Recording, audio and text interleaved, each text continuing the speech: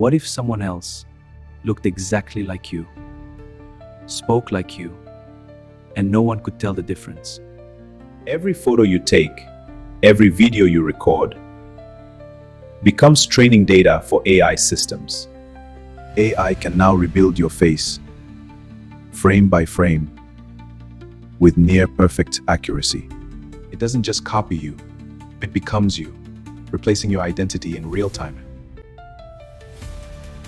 And once people see it, they believe it, without ever questioning the truth. In that moment, you lose control of your identity, and your reality begins to break. The real question is not if AI can replace your face, but when. This is Colin's Tech Series. Like, comment, share, and subscribe for more.